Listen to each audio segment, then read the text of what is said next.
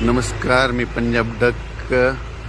आज आहे 15 मे 2025 आणि राज्यातल्या शेतकऱ्याला सांगू इच्छितो की 15 पासून तर 30 मे पर्यंत पावसाळ्यासारखा पाऊस पडणार आहे, म्हणून हा अंदाज लक्षात येतो. पूर्व विदर्भ, पश्चिम विदर्भ, दक्षिण महाराष्ट्र, उत्तर महाराष्ट्र, कोकण पट्टी, खानदेश, मराठवाडा सगळीकडेच पडणार आहे. म्हणजे आतापर्यंत तुम्ही उन्हाळ्यामध्ये इतका पाऊस कधीच पडला नाही, असा पाऊस हा राज्यात पडणार आहे, म्हणून हा अंदाज लक्षात येतो. म्हणजे काही काही ठिकाणी ओढे नाले वाहतील, काही नद्यांना पाणी देखील येईल, म्हणून असा पाऊस पडणार आहे, म्हणून हा अंदाज लक्षात येतो. म्हणजे 15 मे पासून ते 30 मे पर्यंत शेतकऱ्यांना माझी विनंती, तुम्ही काय करा, तुमची शेतीची कामे करून घ्या. कांदा असेल तर काढून घ्या, पाऊस उघडण्याची वाट पाहू नका. हळद असेल तर तुम्ही हळदीचे शिजवून वाळू घालून झाकून ठेवण्याची तयारी ठेवा. त्याच्यानंतर ज्यांचा मूग चालू आहे, भुईमुग चालू आहे, बरेच शेतकऱ्याचे फोन येईल की भुईमुग काढायला थांबवतं. मी म्हणलं तुम्ही काढून घ्या, कारण की पाऊस काय उघडणार नाही. आणि याच्यामध्येच काय होणार आहे, हा पाऊस काय होणार आहे, 30 मे पर्यंत असाच चालू राहणार आहे. दररोज दोन दिवस एक भागात मुक्काम करत.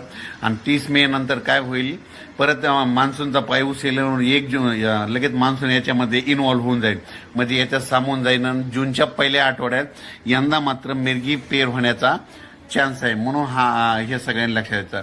आणि राज्यातल्या शेतकऱ्याला सांगू इच्छितो की म्हणजे यावर्षी 15 मे ते 30 मे दरम्यान मान्सून पूर्व पाऊस चांगला कोसळणार आहे, म्हणून हा अंदाज लक्षात येतो. सांगायचं झालं तर हा पाऊस बीड जिल्ह्यात खूप पडणार आहे. बीड जिल्ह्यातल्या शेतकऱ्यासाठी आनंदाची बातमी.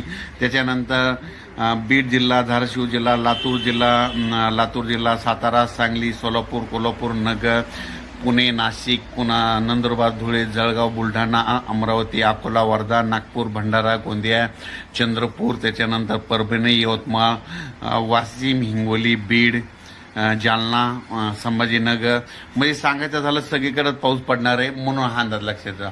त्याच्यानंतर बीड जिल्ह्यासाठी आनंदाची बातमी. म्हणजे समजा तुम्हाला उदाहरण एखाद्या गावाचं नाव सांगतो. समजा एखादं बीड धारा, जर बीड जिल्ह्यामध्ये एखाद्या गावाला म्हणजे ह्या 30 मे पर्यंत 4 वेळेस पाऊस येऊन जाणार, म्हणून हा अंदाज लक्षात घ्यायचा. ऊसवाल्या शेतकऱ्यासाठी आनंदाची बातमी. तुमच्या ऊसाला या 30 मे पर्यंत तुमच्या ऊसामध्ये 4 वेळेस पाणी साचल सऱ्यामध्ये, म्हणजे 4 वेळेस तुमच्या ऊसाच्या सऱ्यामध्ये पाणी साचल, म्हणून तुमच्यासाठी आनंदाची बातमी. ज्यांचा म्हणजे खास करून ज्यांचा ऊस असेल तर तेव्हा सांगतो की तुम्ही नांगरून खतं देऊन घ्या, कारण की पावसाळ्यासारखा पाऊस पडणार आहे, म्हणून हा अंदाज लक्षात घ्यायचा. अचानक वातावरण बदल झाला तर लगेच एक विषय दिला जाईल. धन्यवाद.